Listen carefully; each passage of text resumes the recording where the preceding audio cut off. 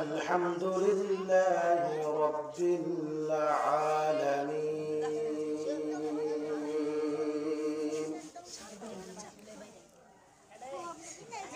والصلاة والسلام على محمد رسول رب العالمين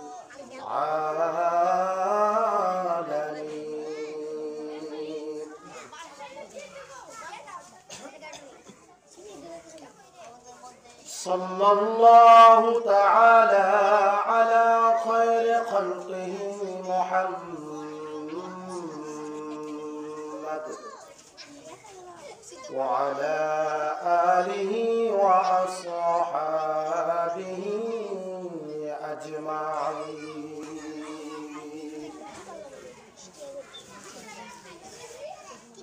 اللهم صل على سيدنا محمد النبي الأمي وعلى آله وسلم تسليما كثيرا كثيرا.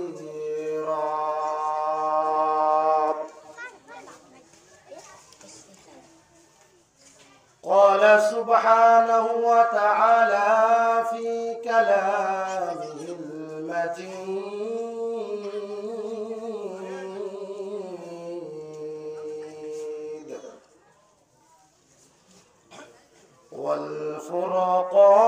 والفرقان الحميد.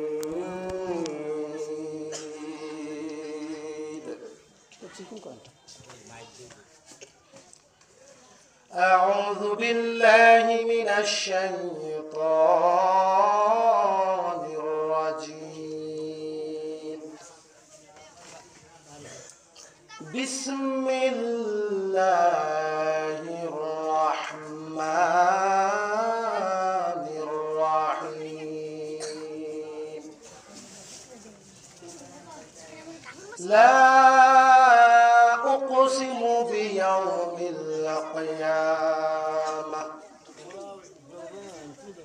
صدق الله العظيم وصدق رسوله النبي الكريم ونحن على ذلك من الشاهدين والشاكرين والحمد لله رب العالمين.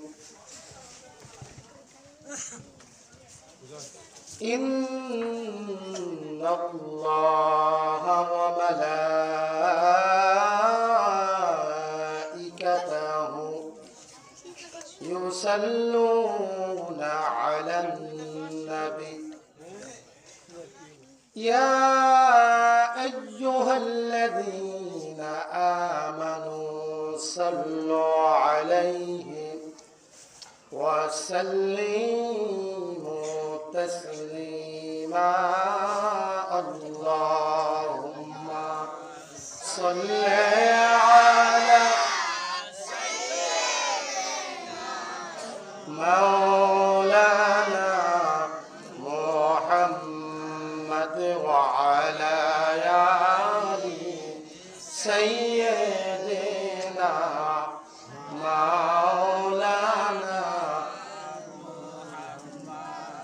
محبت قارن درود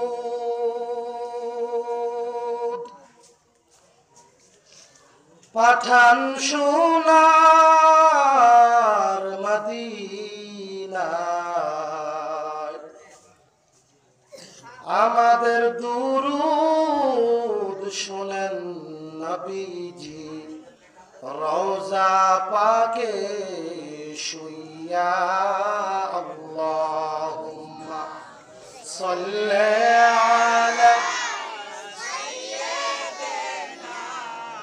مولانا محمد وعلى آل سيدنا مولانا কালিমা পড়ে হযরত বেলাল পাইল কত যন্ত্রণা। কালিমা পড়ে হযরত বেলাল পাইল কত যন্ত্রণা। গলায় রশি বেঁধে টানলো তবুও কালিমা ছাড়লো না। আল্লাহুম্মা সাল্লি আলা সাইয়্যিদিনা মাওলানা মুহাম্মাদ ওয়া আলা আলি সাইয়্যিদিনা মাওলানা। কারবালার প্রান্তরে ফুরাতের পারে সাহাবীরা বলে পানি পানি। কারবালার প্রান্তরে ফুরাতের পারে সাহাবীরা বলে পানি পানি। ইমাম হুসাইনকে শহীদ করলো পাপিষ্ঠ ইয়াজিদ বাহিনী। আল্লাহুম্মা সাল্লি আলা সাইয়্যিদিনা মাওলানা মুহাম্মাদ ওয়া আলা আলি সাইয়্যিদিনা মাওলানা। বালাগাল উলা বিকামালিহি কাশাফাদ দুজা বিজামালিহি হাসনাতু জামিউ খিসালিহি সাল্লু আলাইহি ওয়া আলিহি।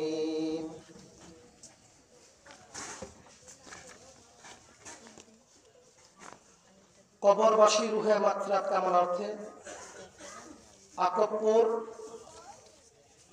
মরহম বাবর আলী বাড়ি প্রাঙ্গণে 10তম বার্ষিক ওয়াজ ও দোয়ার মাহফিলে শুভ আগমন করিবেন পীরে তরিকত হযরত মাওলানা MKM মুবারক আলী গাজী পীর সাহেব, পাক হাজিপুর দরবার শরীফ, বারাকাল্লাহু ফি হায়াতি। উপস্থিত থাকিবেন হযরত মাওলানা মাহাদি মুস্তাকিম গাজী সাহেবজাদা, পাক হাজিপুর দরবার শরীফ। উপস্থিত সকল মুসলমানগণ, পর্দার আড়ালে অবস্থানরত আমার মা ও বোনেরা, সকলের প্রতি আমার মনের গভীর থেকে শ্রদ্ধা, ভালোবাসা, দোয়া এবং সালাম। আসসালামু আলাইকুম ওয়া রাহমাতুল্লাহি ওয়া বারাকাতুহু। মাইক ঠিক আছে? সকল শুকরিয়া আল্লাহ সুবহানাহু ওয়া তাআলার জন্য, যিনি আমাদেরকে গুরুত্বপূর্ণ ফজিলতপূর্ণ ওয়াজ ও দোয়ার মাহফিলে আসার, বসার, আলোচনা করবার এবং শুনবার তৌফিক ভিক্ষা দান করেছেন। সেজন্য আসলে আমরা সকলে সমবেত কণ্ঠে হৃদয়ের আবেগ অনুভূতি উজাড় করে হৃদয়ের গভীর থেকে ইশক মুহাব্বতে ঈমানের শক্তিতে উচ্চ আওয়াজে মহান মালিকের শুকরিয়া আদায় করি। আলহামদুলিল্লাহ। অসংখ্য অগণিত দুরুদ ও সালাম সাইয়্যিদুল মুরসালিন, খাতামুন নবিয়্যিন, রাহমাতাল লিল আলামিন, হাবিবে কিবরিয়া সরকারে দুজাহা, নবিয়ুল আম্বিয়া, আশরাফুল আম্বিয়া, মক্কাতুল মুকাররমার জ্যোতি, মদিনাতুল মুনাওয়ারার বাতি, দুকুলের সাথী, উম্মতের কান্ডারি, সাইয়্যিদেনা হাবিবেনা শাফিয়ানা মাওলানা মুহাম্মদ সাল্লাল্লাহু আলাইহি ওয়াসাল্লামের উপর। সম্মানিত মুসলমানগণ, আজ 25 নভেম্বর 3 জামাদিউস সানি 10 অগ্রহায়ণ। আজকের আলোচ্য বিষয় কিয়ামতের বর্ণনা। বলেন আলহামদুলিল্লাহ। আমাকে 1 ঘন্টা সময় বেঁধে দেওয়া হয়েছে। এই অল্প সময়ের মধ্যে আমাকে এই বিষয়ে কিছু কথা আপনাদের সামনে তুলে ধরতে হবে। আমি আমার নির্ধারিত বিষয় আলোচনা করবার পূর্বে ভূমিকাতে কিছু কথা বলা অতীব জরুরি মনে করছি। তা হলো, এখানে আমরা যারা উপস্থিত হতে পেরেছি সকলে তালেবুল ইলমের মর্যাদা পেয়েছি, আলহামদুলিল্লাহ। এবং যারা উপস্থিত হবেন তারাও তালেবুল ইলমের মর্যাদা পাবেন, আলহামদুলিল্লাহ। রাসূল সাল্লাল্লাহু আলাইহি ওয়াসাল্লামের হাদিস মুবারক অনুযায়ী যেখানে কোরআন ও সুন্নাহ থেকে আলোচনা করা হয়, সেই মজলিস হলো বেহেশতের বাগান, আলহামদুলিল্লাহ। আমরা এখানে যারা উপস্থিত হতে পেরেছি, আমরা বেহেশতের বাগানে অবস্থান করছি, আলহামদুলিল্লাহ। আর যারা ইলম অর্জন করে তাদের মর্যাদা আল্লাহ রাব্বুল আলামিনের কাছে অনেক অনেক অনেক বেশি। কত বেশি? আমি কয়েকটি হাদিস শোনাচ্ছি। নম্বর 1, কিতাবের নাম সুনান দারিমি। আল্লাহর হাবিব সাল্লাল্লাহু আলাইহি ওয়াসাল্লাম ইরশাদ করেছেন, তাদারুসুল ইলমি সাআতাম মিনাল লাইল খায়রুম মিন ইহইহা। রাত্রিবেলা 1 ঘন্টা ইলম অর্জন করা সারা রাত্র নফল ইবাদত করার চাইতেও উত্তম। আওয়াজ করে বলেন সুবহানাল্লাহ, সুবহানাল্লাহ। সারা রাত্র নফল ইবাদত করলে আল্লাহ রাব্বুল আলামিনের কাছে যেই মর্যাদা পাওয়া যায় তার চেয়ে বেশি মর্যাদা পাওয়া যায় সারা রাত্র থেকে 1 ঘন্টা ব্যয় করে যদি কেউ ইলম অর্জন করে। বলেন সুবহানাল্লাহ, সুবহানাল্লাহ। সারা রাত্র নফল ইবাদত করলে আপনার যে মর্যাদা হবে, যে সওয়াব হবে, তার চেয়ে বেশি মর্যাদা এবং সওয়াব পাওয়া যায় সারা রাত্র থেকে 1 ঘন্টা যদি ইলম অর্জন করা হয়। সুবহানাল্লাহ। এখানে আমরা যারা উপস্থিত হয়েছি কয়েক ঘন্টা ইলম অর্জন করব, সেজন্য আমরা মনোযোগ সহকারে মনের কান আর বাহিরে 2 কান খুলে আমরা আলেমগণের জবান থেকে ইলম অর্জন করব ইনশাআল্লাহ, ইনশাআল্লাহ। নম্বর 2, কিতাবের নাম ইবনে মাজাহ। আল্লাহর হাবিব সাল্লাল্লাহু আলাইহি ওয়াসাল্লাম বলেছেন, ফাকিহু ওয়াহিদ আশাদ্দু আলা শাইতান মিন আলফি আবিদ। একজন ফিকাহবিদ আলেম শয়তানের নিকট 1000 নেককার বান্দার চাইতে অধিক পরাক্রমশালী। 1000 নেককার বান্দা দেখলে শয়তান যেমন ভয় পায় তার চাইতে বেশি ভয় পায় একজন ফিকাহবিদ আলেম দেখলে, কারণ আলেমের সিনায় আছে ইলম। সুবহানাল্লাহ, সুবহানাল্লাহ। 1000 নেককার বান্দা নামাজ পড়ে, রমাদানে রোজা রাখে, বছরে যাকাত দেয়, কুরবানি দেয়, দাড়ি, টুপি, পাগড়ি, তসবিহ, কোরআন তেলাওয়াত, দান সদকা, মানব সেবা, এইরকম 1000 নেককার বান্দা দেখলে শয়তান যেমন ভয় পায়, তার চাইতে বেশি ভয় পায় একজন আলেম দেখলে। কারণ আলেমের ভিতর কি আছে? এলেম আছে। এলেমের গুণ। কিসের গুণ? এলেমের গুণ। সুবহানাল্লাহ, সুবহানাল্লাহ। নম্বর 3, কিতাবের নাম সহিহ বুখারী। আল্লাহর হাবিব সাল্লাল্লাহু আলাইহি ওয়াসাল্লাম বলেছেন, খায়রুকুম মান তাআল্লামাল কুরআন ওয়া আল্লামাহু,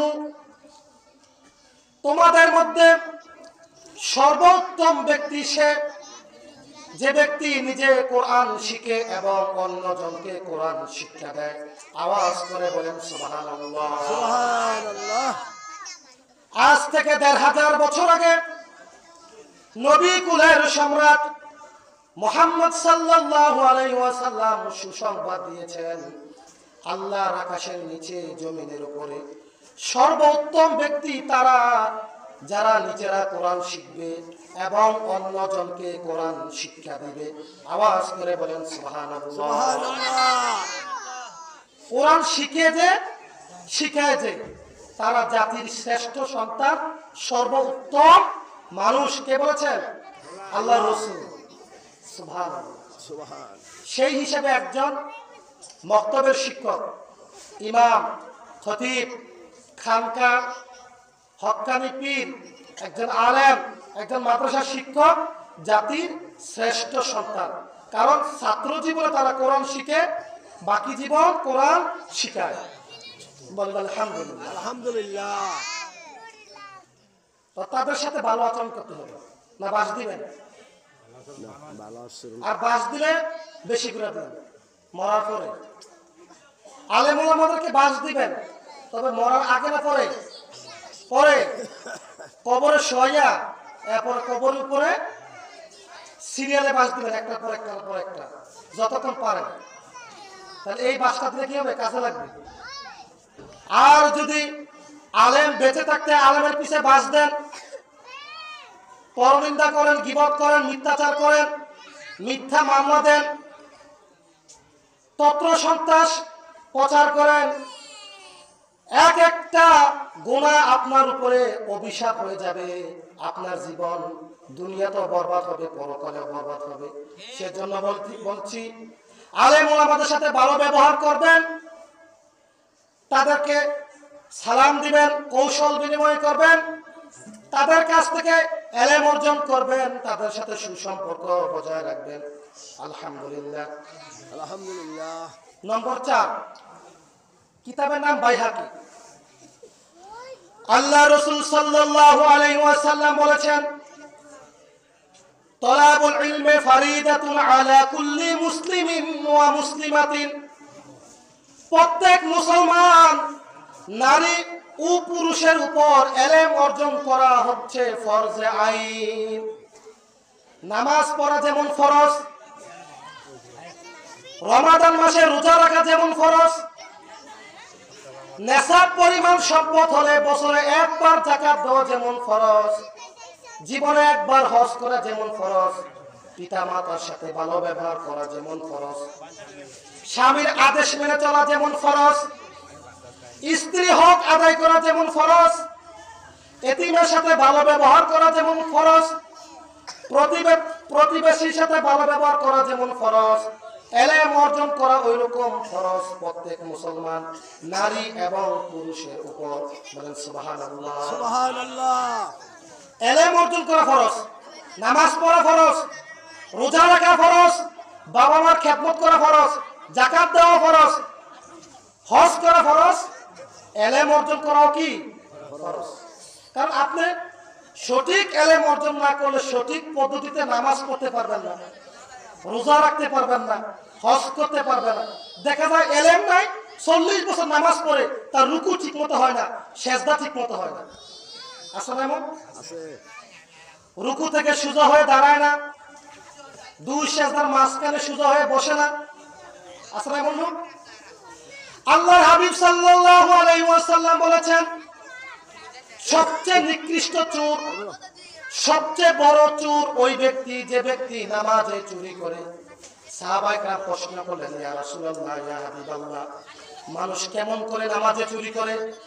আল্লাহ রাসূল বলেন, যে ব্যক্তি নামাজের রুকু সিজদা ঠিকমতো আদায় করে না সে ব্যক্তি নামাজ চোর। বলেন নাউযুবিল্লাহ। তা আপনি 40 বছর নামাজ পড়লেন, 50 বছর নামাজ পড়লেন, রুকু সিজদা ঠিকমতো দিলেন না, তো 50 বছর নামাজ পড়লেন ঠিক, বাট আপনার নামাজ চোর। কথা কি মন্দ বলছি না উচিত বলছি? সঠিক বলছি, হাদিস থেকে বলছি। তো এলেম অর্জন করা কি ফরজ, আপনাকে এলেম অর্জন করতে হবে। বাজারে গেলে ভালো গাভীর দুধ খুঁজতে পারেন, অসুস্থ হলে ভালো ডাক্তার খুঁজে নিতে পারেন, মালামাল খরিদ করে ভালো দোকান ভালো মালামাল যাচাই করতে পারেন, তাহলে এলেম কেন অর্জন করতে পারেন না? এই জায়গা কেন দুর্বল? এই অজুহাত চলবে না। আপনাকে আমাকে এলেম অর্জন করতে হবে। বান্দা পৃথিবীর পচা কাদাযুক্ত মাটি দিয়ে হেঁটে হেঁটে এলেম অর্জন করার জন্য মাহফিলে আসে। বান্দার পায়ের নিচে আল্লাহর নূরের ফেরেশতারা নূরের পাখা বিছায়া দেয়। সুবহানাল্লাহ। আপনারা পায়ে হেঁটে এসেছেন, রাসূল বলেছেন আপনাদের প্রত্যেকের পায়ের নিচে আল্লাহ নূরের ফেরেশতারা নূরের ডানাগুলো বিছায় রেখেছিল। আপনারা সেই নূরের ডানার উপর দিয়ে পা দিয়ে হেঁটে হেঁটে এই মজলিসে এসেছেন। সুবহানাল্লাহ, সুবহানাল্লাহ। প্রত্যেক কদমে কদমে 10টি করে নেকি। অন্য হাদিসে বলা হয়েছে প্রত্যেক কদমে কদমে 1 বছর নফল ইবাদত করার সওয়াব। সুবহানাল্লাহ। মাহফিলের মজলিসে এসে বসে গেছেন, প্রত্যেক শ্বাসে শ্বাসে 10টি করে নেকি। বাড়িতে ফিরে যাওয়ার আগে যদি কারো মৃত্যু হয় আল্লাহ তাআলা সেই মৃত্যুকে শহীদি মৃত্যু হিসেবে কবুল করে নেবেন। সুবহানাল্লাহ, সুবহানাল্লাহ। এলেম অর্জন করতে হবে। এলেম অর্জন করা কি ফরজ। এলেম অর্জন করতে হবে। আল্লাহ আল্লাহ। আমার ভূমিকা শেষ, এবার আমার নির্ধারিত বিষয় কিয়ামতের বর্ণনা। সংক্ষেপে কিছু কথা তুলে ধরছি। কিয়ামত শব্দটি আরবি, এর শাব্দিক অর্থ হলো মহাপ্রলয়, পুনরুত্থান, উঠে দাঁড়ানো, শেষ সময়। ইয়াউমুল কিয়ামা শব্দের অর্থ হলো কিয়ামতের দিন। আর অসংখ্য নাম রয়েছে। ইয়াউমুল জাযা, প্রতিদানের দিন। কিয়ামতের দিন আল্লাহ প্রতিদান দিবেন। যে নেকামল করবে তাকে পুরস্কার, আর যে বদামল করবে তাকে দিবে তিরস্কার। এজন্য এটাকে বলা হয় ইয়াউমুল জাযা, প্রতিদানের দিন। ইয়াউমুল কাযা, বিচারের দিন। সেদিন বিচার করা হবে। আল্লাহ ন্যায় বিচারক, তিনি ন্যায় বিচার করবেন। বিচারকেরও বিচারক আল্লাহ করবেন। ইয়াউমুল হিসাব, সেদিন হিসাব নিকাশ হবে, হিসাব নিকাশের দিন। ইয়াউমুল হাসর, একত্রিত হওয়ার দিন। অর্থাৎ কিয়ামতের দিন সব মানুষকে আল্লাহ একত্রিত করবেন হিসাব নেওয়ার জন্য। সুবহানাল্লাহ। সেজন্য এই দুইটার নাম কি? ইয়াউমুল হাসর। ইয়াউমুদ্দিন, কর্মফল দিবসের দিন। সেদিন আল্লাহ বান্দার কর্মফল দিবেন। সুবহানাল্লাহ। দুনিয়াতে যে কর্ম করছে এই কর্মের প্রতিদান দিবেন, ফল দিবেন। কিয়ামত ভবিষ্যতে হবে। কিয়ামতের উপরে ঈমান আনা কি ফরজ। যে ব্যক্তি কিয়ামত অস্বীকার করবে সে কাফের। কিয়ামত অস্বীকার করে কি কাফের। কিয়ামতকে স্বীকার করতে হবে, বিশ্বাস করতে হবে। কিয়ামত ভবিষ্যতে হবে, তবে কবে হবে, কখন হবে কেউ জানে না, আল্লাহ জানে। রাসূল সাল্লাল্লাহু আলাইহি ওয়াসাল্লামের অসংখ্য হাদিস মুবারক থেকে কিয়ামত কোন দিন হবে, কি বারে হবে, সেই বারটা জানা যায় আশুরার দিন, জুমার দিন। বলেন সুবহানাল্লাহ। সুবহানাল্লাহ। রাসূল সাল্লাল্লাহু আলাইহি ওয়াসাল্লাম বলেছেন, যেই দিনগুলোতে সূর্য উঠে ওই দিনগুলোর মধ্যে সর্বোত্তম দিন হলো ইয়াউমুল জুমআ, জুমার দিন। কারণ আল্লাহ তাআলা জুমার দিনে আদম নবীকে সৃষ্টি করেছেন। আল্লাহ তাআলা জুমার দিনে আদম নবীকে জান্নাতে জায়গা দিয়েছেন। আল্লাহ তাআলা জুমার দিনে আদম নবীকে জান্নাত থেকে দুনিয়াতে পাঠিয়েছেন। আল্লাহ তাআলার হুকুমে জুমার দিনে কিয়ামত সংগঠিত হবে। বলেন সুবহানাল্লাহ। সুবহানাল্লাহ।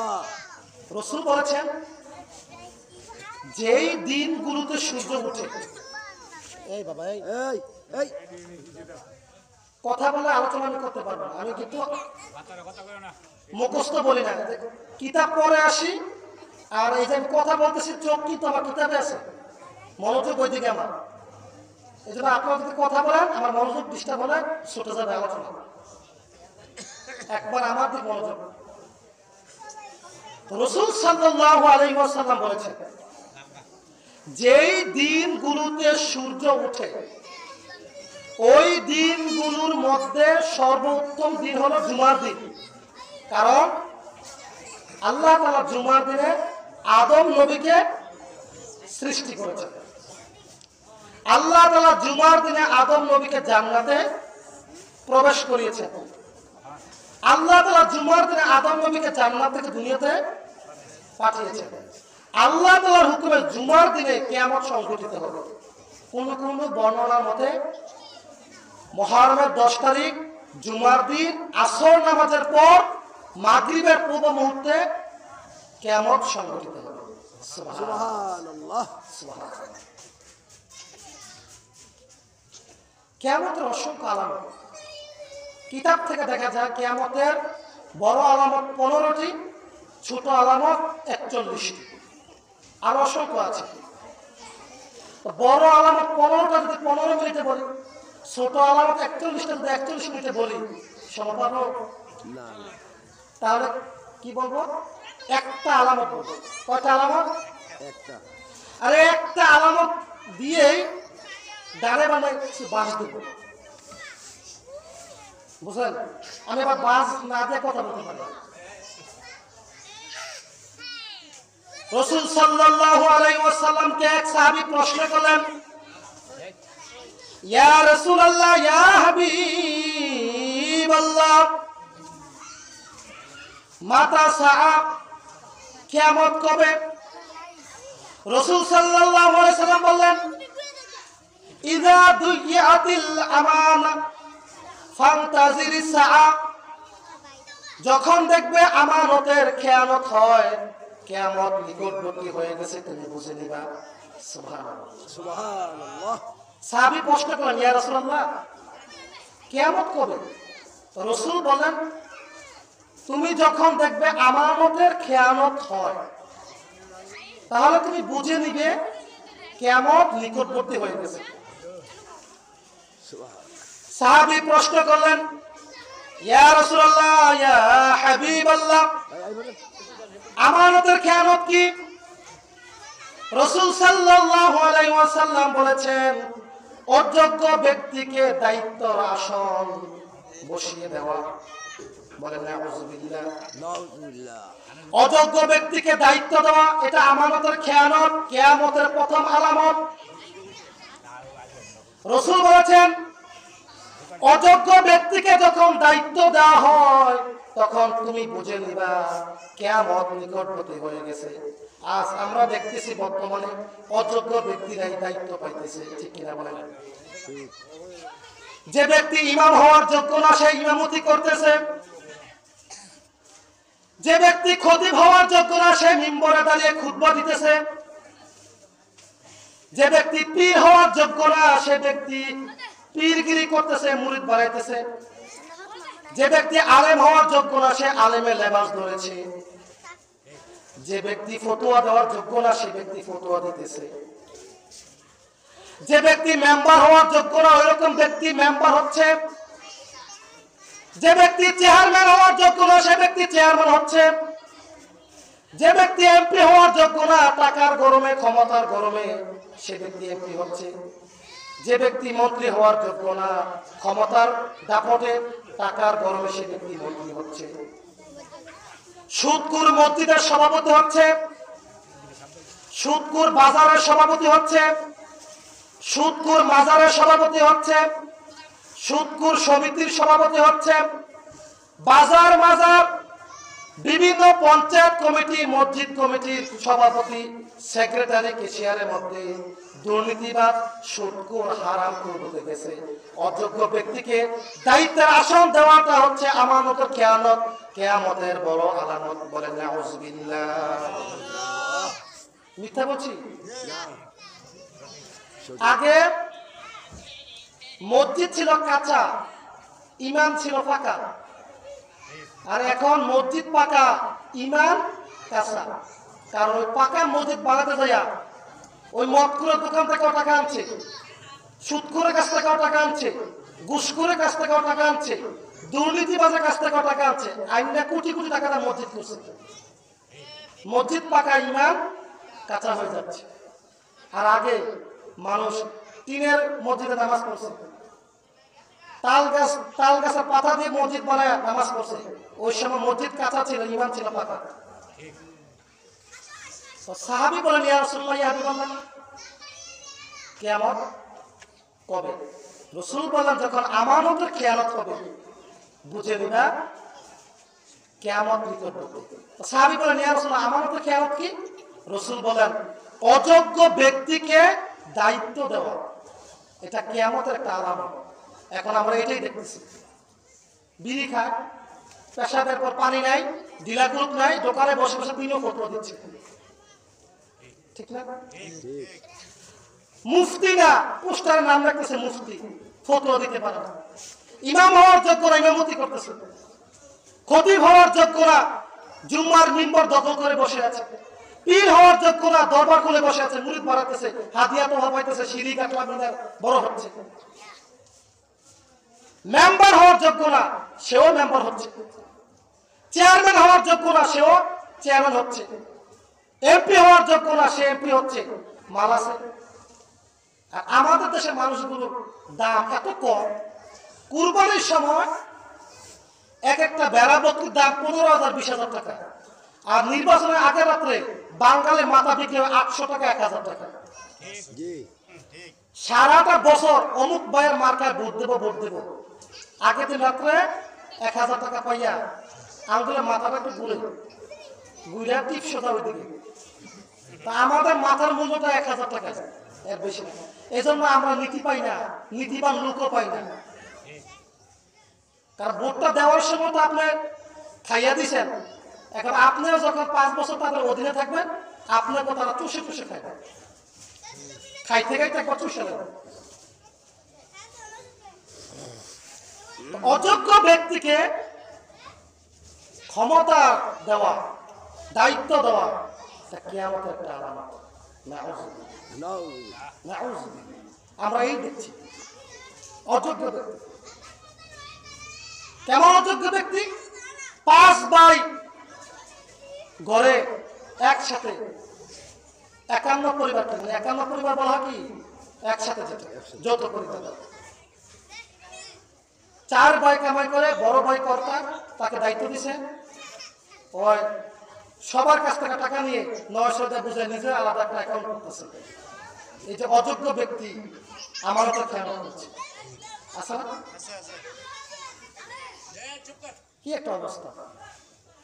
প্রত্যেক জায়গায় জায়গায় এখন অযোগ্য ব্যক্তি বসে আছে।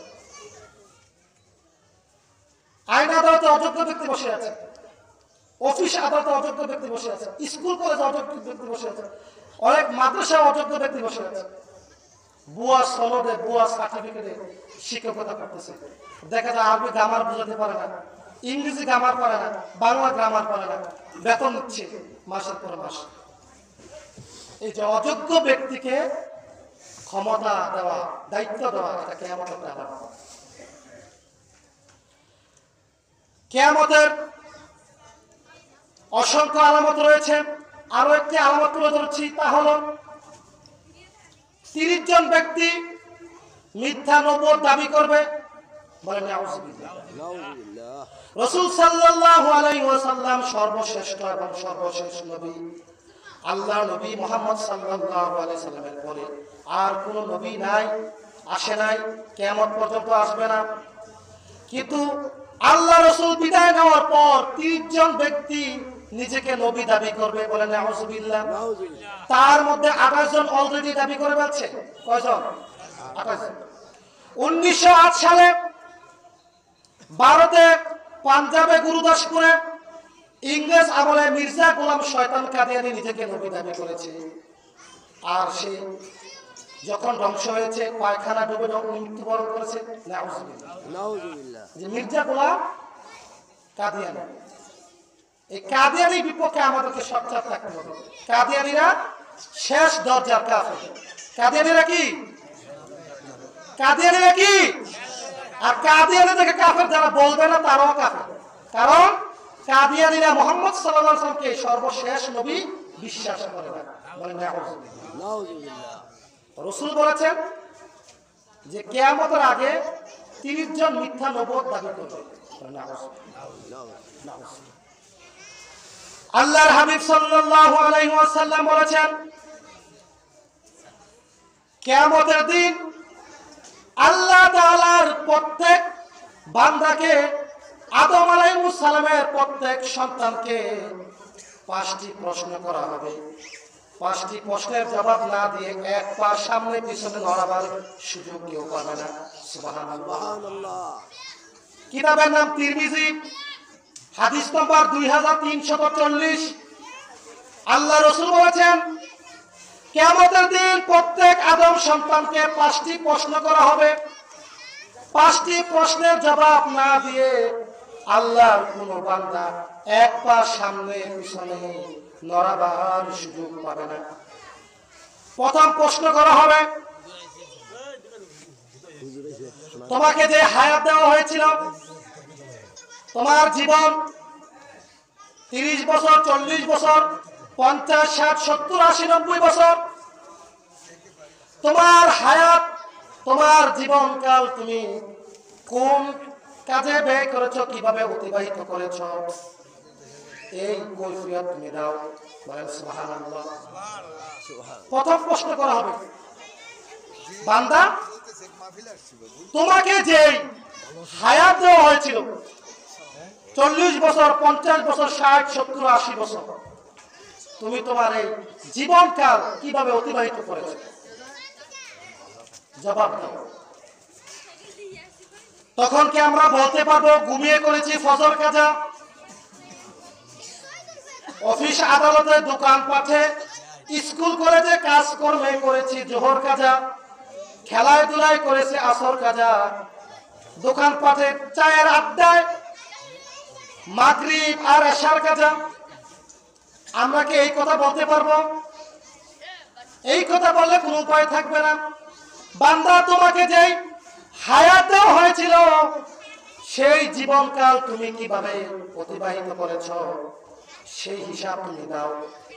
ফজর নামাজ না পড়ে তুমি ঘুমিয়েছিলা, জোহর নামাজ না পড়ে তুমি কাজ কর্ম করেছো, আসর নামাজ না পড়ে তুমি খেলাধুলা করেছো, মাগরিব নামাজ, এশার নামাজ না পড়ে তুমি চায়ের দোকানে আড্ডা দিয়েছো, লুডো খেলেছো, তাস খেলেছো, দাবা খেলেছো, জুয়া খেলেছো।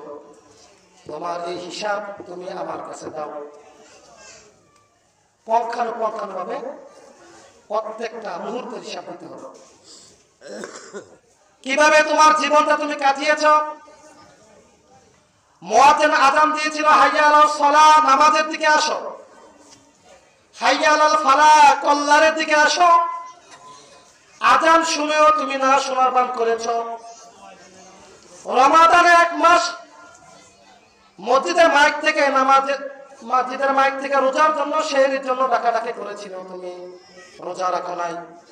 বছরে একবার তুমি যাকাত দাও নাই। জীবনে একবার তুমি হজ করো নাই।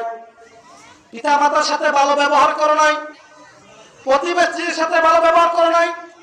এতিমের সম্পদ মেরে খেয়েছ। স্বামীর অবাধ্য হয়েছ। স্বামীর আদেশ মেনে চলো নাই, স্ত্রীর হক আদায় করো নাই, ভাই হয়ে বোনের হক মেনে খেয়েছ, বাবা হয়ে এক সন্তানকে জিতাই দিয়েছ, আরেক সন্তানকে ঠকাই দিয়েছ।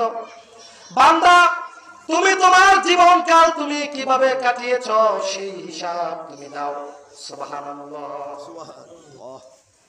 2 নম্বর প্রশ্ন করা হবে, তোমার যৌবনকাল তুমি কিভাবে কাটিয়েছ? হে বান্দা, তোমাকে 60, 70, 80 বছর হায়াত দেওয়া হয়েছিল। এই 60, 70 বছর হায়াতের মধ্যে কিছু সময় তোমাকে দেওয়া হয়েছিল যৌবনের সময়, 20 থেকে 40, 50 বছর পর্যন্ত। এই যৌবন সময়টা তুমি কিভাবে কাটিয়েছ? তোমার যৌবন চাহিদা কি তুমি তোমার হালাল স্ত্রীর সাথে যৌবন চাহিদা পূরণ করেছ, নাকি যৌবন চাহিদা পূরণ করার জন্য আজে বাজে জায়গায় গিয়েছ? তোমার যৌবন চাহিদা কি তুমি তোমার স্ত্রীর সাথে কাটিয়েছ, নাকি তোমার যৌবন চাহিদা তুমি অন্য জায়গায় গিয়ে নষ্ট করেছ? হিসাব দাও। তোমাকে যে যৌবনকাল দেওয়া হয়েছিল সেই যৌবনকালে তুমি কি মসজিদে গিয়েছ, নাকি সিনেমা হলে গিয়েছ? তুমি কি মাদ্রাসায় গিয়েছ, নাকি খেলার স্টেডিয়ামে গিয়েছ? তোমাকে যে যৌবনকাল দেওয়া হয়েছিল সেই যৌবনের সময় তুমি ইসলামের জন্য, আল্লাহর জন্য, রসুলের জন্য, আহলে বায়াতের জন্য, ওলি আল্লাহর জন্য, মসজিদ মাদ্রাসার জন্য কি আন্দোলন করেছ, রাস্তায় নেমেছ, নাকি নায়ক লেখা গায়ক গায়িকাদের জন্য রাস্তায় নেমেছ? হিসাব দাও। হিসাব দিতে হবে। তোমাকে যে দেওয়া হয়েছিল যৌবনকাল, এই যৌবনকাল তুমি কি করেছ? উপযুক্ত সময় বিয়ে করে স্ত্রীর সাথে তোমার যৌবন চাহিদা পূরণ করেছ, নাকি ডানে বামে গিয়েছ? আসলে ডানে বামে বাইরে বলতে হবে না। ইশারা বুঝলেন, ছোট ছোট বাচ্চা আছে। তো তোমার যৌবনকালটা তুমি কিভাবে কাটাইছো হিসাব দাও। তোমাকে শক্তি দেওয়া হয়েছিল, তুমি কি যৌবনকালে মসজিদে গিয়েছ, না সিনেমা হলে গিয়েছ? হিসাব দাও। তুমি কি যৌবনকালে আল্লাহ আল্লাহ রসুলের জন্য জিহাদ করেছ, নাকি তুমি স্টেডিয়ামে বসে বসে ঘন্টা পর ঘন্টা সময় কাটিয়েছ? হিসাব দাও। তুমি কি তোমার যৌবনকালে আহলে বায়াতের পক্ষে কাজ করেছ, ওলি আল্লাহর পক্ষে কাজ করেছ, মসজিদ মাদ্রাসার পক্ষে কাজ করেছ, নাকি যৌবনকালে যাত্রার জন্য, গানের জন্য, হ্যাঁ নাচ গানের জন্য, ডিজে পার্টির জন্য তুমি টাকা কালেকশন করে, চাঁদাবাজি করে, চাঁদা তুলে তোমার সময়টা ব্যয় করেছো? হিসাব দাও। 3 নম্বর প্রশ্ন করা হবে, বান্দা তোমার অর্থ সম্পদ তুমি কিভাবে কামাই করেছ? তোমার এই বিশাল অর্থ সম্পদ, অট্টালিকা, ধন সম্পদ, মেল ফ্যাক্টরি, দোকানপাট, বিল্ডিং, দালান কোঠা, এত সম্পদ তুমি কিভাবে কামাই করেছ? কোন পথে তুমি অর্থ সম্পদ উপার্জন করেছো? হিসাব দাও। তখন কি আমরা বলতে পারবো 1 লাখে 30 খাইছি, 2 লাখে 60 খাইছি, 3 লাখে 90? এখন তো সুদ বলে না, সরব বলে লাভে। কি বলে? লাভে। আবার এখন নতুন কথা বলছে ডাইনে, ডাইনে বায়ে। আমি বলি জাহান্নামের পথে। তা আমি হাজি সাহেব তো হজ করে আসি, তো ডাইনে বামে খাই না। যা তো শাশির কাছে, তো শাশি যদি পারে দিব। কেমন হাজি? এটা হাজি না ফাজি? এটা হাজি না ফাজি? হাজি চাচারে বলেন, চাচা দেন না 1 লাখ টাকা চলি লাভ নিয়ে।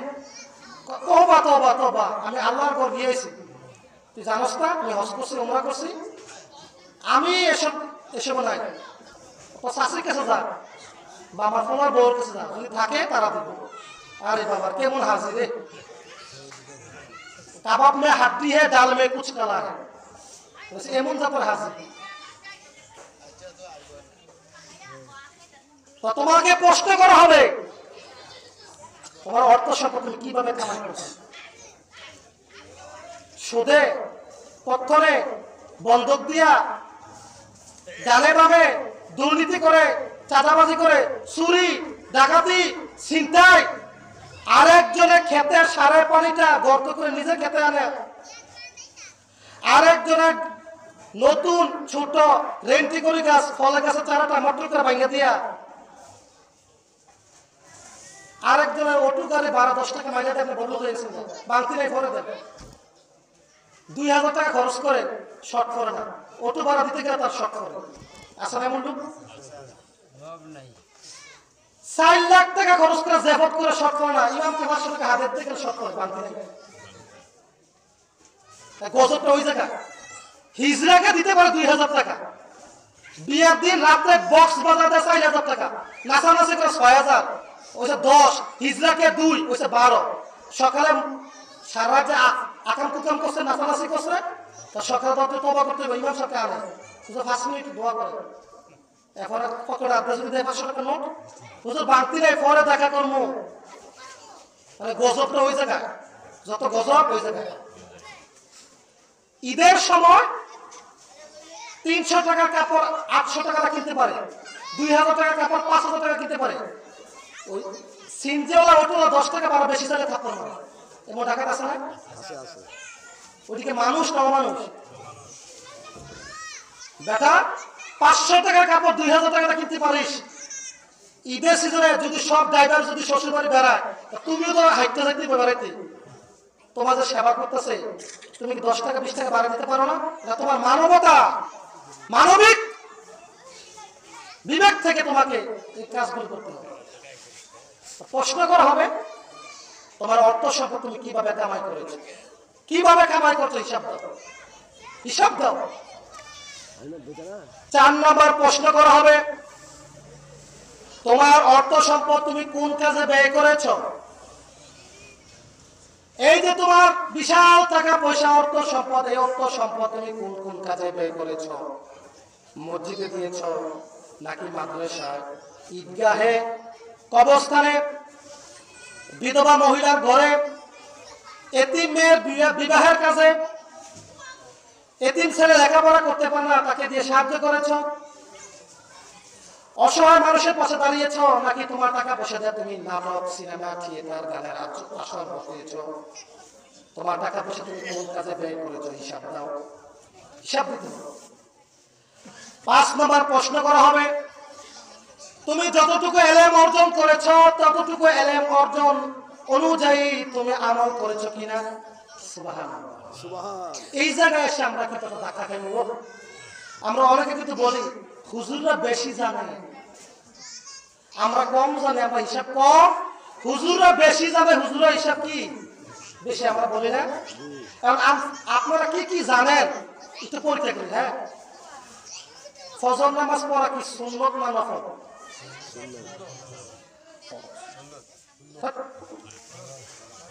ফজর না 5 ওয়াক্ত নামাজ পড়া কি সুন্নত না ফরজ? ফরজ না? এটা জানেন কে কে? হাত তোলেন। আজকে থেকে নামাজ না পড়লে আল্লাহ কিছু ধরা, কারণ জানছেন কিন্তু আজকে 5 ওয়াক্ত নামাজ পড়া ফরজ, এখন কিন্তু বলতে পারতেন আমি জানি না। মিথ্যা কথা বলা হারাম,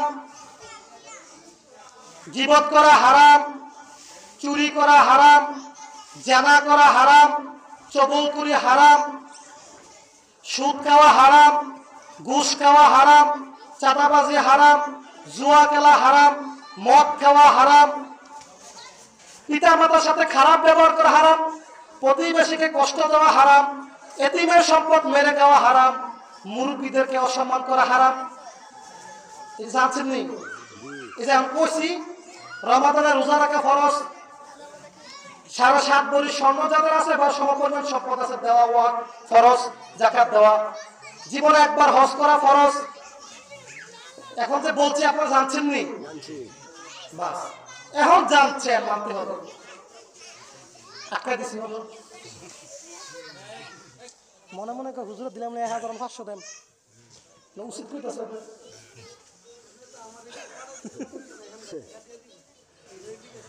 উচিত হইতেছে। কিয়ামতের দিন কয়টা প্রশ্ন করা হবে? 5টি প্রশ্ন করা হবে। তোমার জীবনকাল তুমি কিভাবে কাটিয়েছো, তোমার যৌবনকাল তুমি কিভাবে কাটিয়েছো, তোমার অর্থ সম্পদ তুমি কিভাবে কামাই করেছো, তোমার অর্থ সম্পদ তুমি কোথায় ব্যয় করেছো, তুমি যা জেনেছো সেই অনুযায়ী কি আমল করেছো। এই 5টা প্রশ্ন করা হবে। সুবহানাল্লাহ, সুবহানাল্লাহ। এই 5টি প্রশ্নের জবাব না দিয়ে আল্লাহর কোন বান্দা এক পা সামনে পেছনে নড়াবার সুযোগ পাবে না। কিয়ামতের অবস্থা হবে খুব ভয়াবহ। কিয়ামতের দিন একমাত্র রাসূল সাল্লাল্লাহু আলাইহি ওয়াসাল্লাম শাফায়াত করবেন, আর বাকি সবাই নাফসি নাফসি নাফসি বলবে। প্রত্যেকে যার যার নাফসি নাফস বলবে। কেমন হবে অবস্থাটা? হাদিস থেকে শুনেন, লম্বা একটি হাদিস। আল্লাহ তাআলা যখন হাসরবাসীদেরকে হাসরের ময়দানে তুলবেন, দুনিয়ার 50,000 বছর হাসরের ময়দানের একদিনের সমান। সুবহানাল্লাহ পড়েন। সুবহানাল্লাহ। চতুর্দিক দিয়ে জাহান্নামের দরজাগুলো খুলে দেওয়া হবে। সূর্যটা মানুষের মাথার আধা উপরে চলে আসবে, জমিনটা হয়ে যাবে তামা। মানুষের দেহ থেকে এমন ঘাম ঝরবে, যেই ঘামের পানি দেওয়া নৌকা চলতে পারবে। সেই কঠিন মুহূর্তে জাহান্নামের বিকট শব্দে আওয়াজে হাসরবাসীরা থরথর করে কাঁপতে থাকবে। তারা বলবে, আল্লাহ তাআলা যদি হিসাব নিকাশ চালু করে দিতেন, হিসাব নিকাশ শেষ না হওয়া পর্যন্ত যদি জাহান্নামের দরজাগুলো বন্ধ রাখতেন, আমরা একটু আরামে হিসাব দিতে পারতাম। তারা বলবে, চলো আজকে আমাদের মনে কথাটা আল্লাহর কাছে বলার জন্য উসিলা তালাশ করি।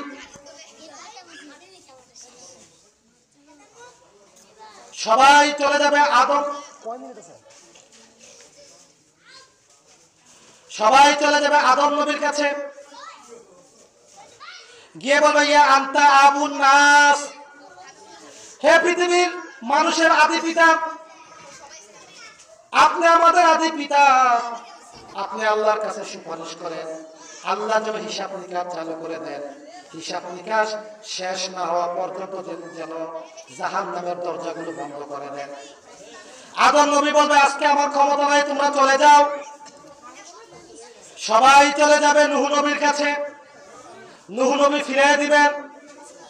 সবাই চলে যাবে ইব্রাহিম নবীর কাছে, তিনি ফিরিয়ে দিবেন।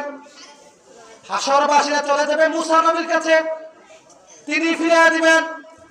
এভাবে একের পর এক হাসরবাসীরা নবীদের কাছে যেতে থাকবেন, সব নবীরা ফিরিয়ে দিবেন। সবাই চলে যাবে হযরত ঈসা আলাইহিস সালামের কাছে। ঈসা নবী বলবেন, হাসরবাসীরা, আজকে সুপারিশ করার ক্ষমতা আমার নাই, আর কারো নাই।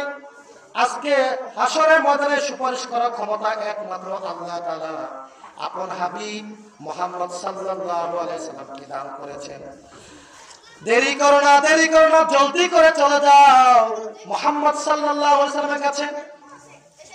আল্লাহর হাবিব সাল্লাল্লাহু আলাইহি সাল্লাম মাকামে মাহমুদের সিজদায় কাঁদবেন, ইয়া রব হাবলি উম্মতি, ইয়া রব হাবলি উম্মতি, মালিক আমার উম্মতকে বাঁচাও।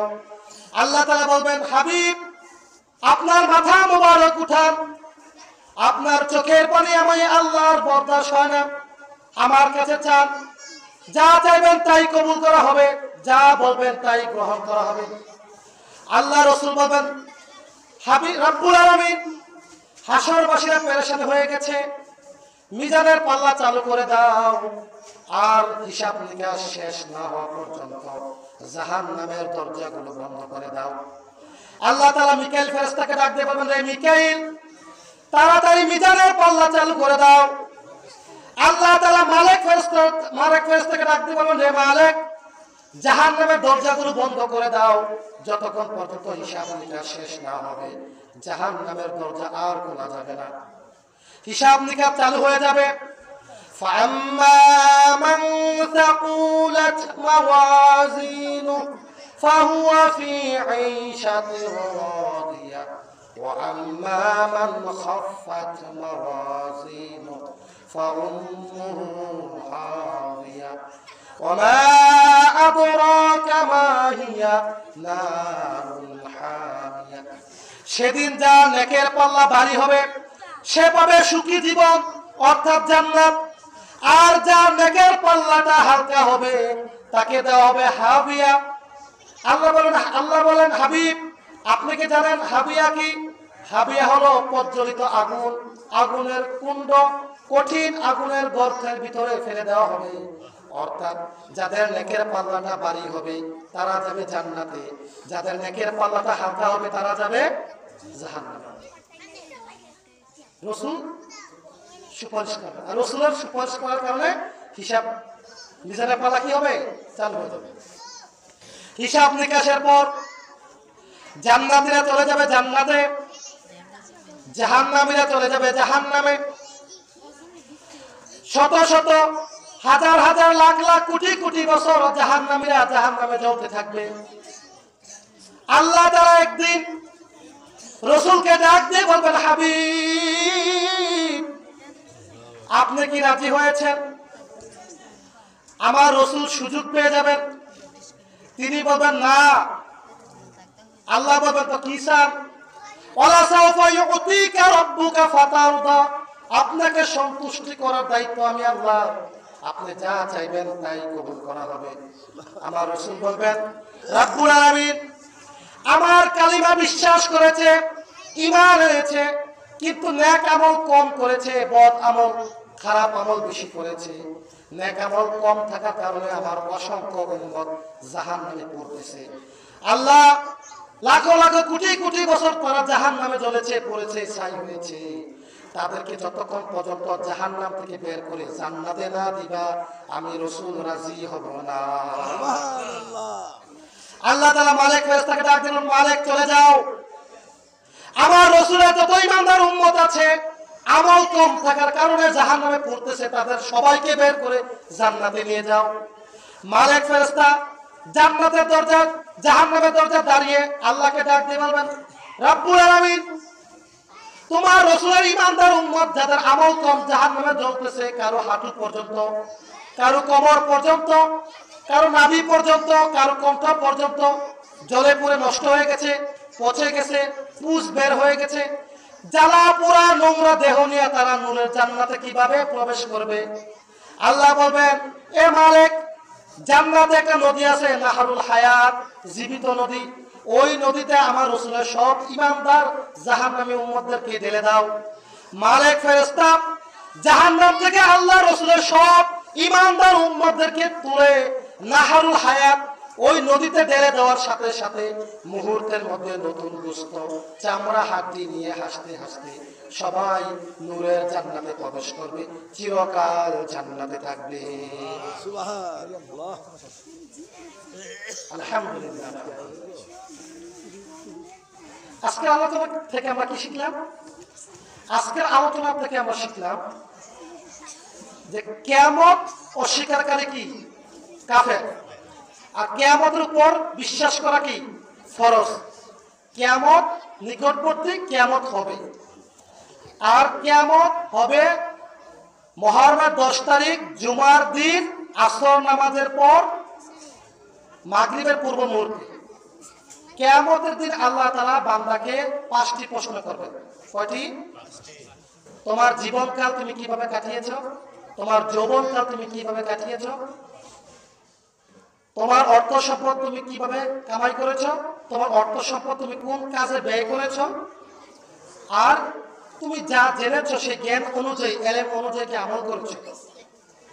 হাসরের ময়দানে সব মানুষগুলো নাফসি নাফসি বলবে, সব নবীরা নাফসি নাফসি বলবে, একমাত্র রাসূল সাল্লাল্লাহু আলাইহি সাল্লাম উম্মতের জন্য সুপারিশ করবেন।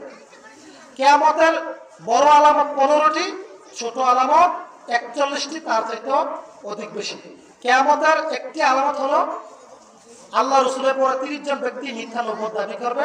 আরেকটি আলামত হলো অযোগ্য ব্যক্তিকে দায়িত্ব দেওয়া হবে। আল্লাহ তাআলা যেন আমাদেরকে, আমাকে, আপনাকে আলোচনাটা মনে রাখার তৌফিক দান করেন এবং আলোচনাটা আমল করার তৌফিক দান করেন। বলেন আল্লাহ।